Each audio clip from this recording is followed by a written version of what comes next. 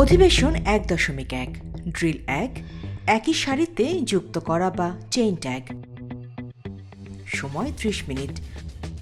উদ্দেশ্য ১. অংশগ্রহণকারীদের মধ্যে যোগাযোগ স্থাপন করা। ২. অংশগ্রহণকারীদের মধ্যে বিশ্বাস এবং সহযোগিতার সূচনা করা।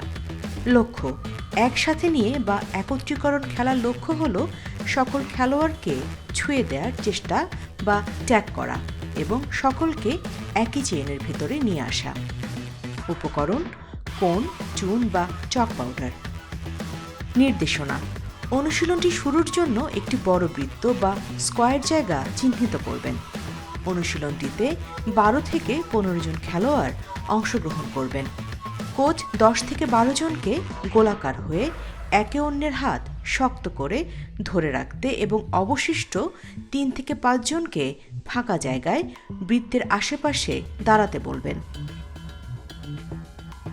খেলার প্রক্রিয়া কোচ হাতে তালি বা বাঁশি বাজিয়ে অনুশীলন শুরু করলে মাঠের চিহ্নিত জায়গাটিতে খেলোয়াড়রা চেইনের মতো করে একে অন্যকে ধরে রেখে যারা চেইনের বাইরে রয়েছে তাদের ট্যাগ করার চেষ্টা করবে।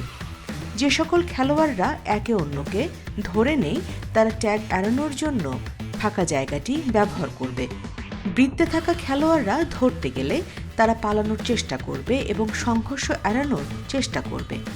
চেইনের খেলোয়াড়রা বাইরের খেলোয়াড়দের ছুঁয়ে দিলে তাদেরকেও হাত ধরে চেইনের অংশে মিলিত হতে হবে। কোচ খেলোয়াড়দের এলোমেলোভাবে ঘুরে বেড়ানোর দিকে নজর রাখবেন এবং চেইনের আকার বড় হলে তাদের নিয়মগুলি মনে করিয়ে দেবেন। সকলে একসাথে না হওয়া পর্যন্ত খেলাটি চলবে।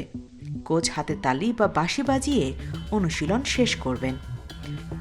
প্রতিফলন কোচ গাইডলাইনে দেয়া প্রথম প্রতিফলন অনুসরণ করে আলোচনা করবেন।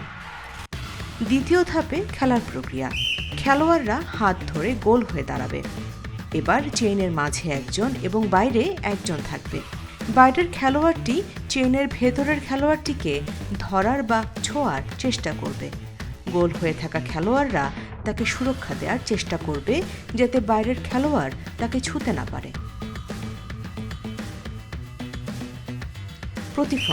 প্রতিফলনে কোচ গাইডলাইনে দেয়া দ্বিতীয় প্রতিফলন অনুসরণ করে আলোচনা শেষ করবেন।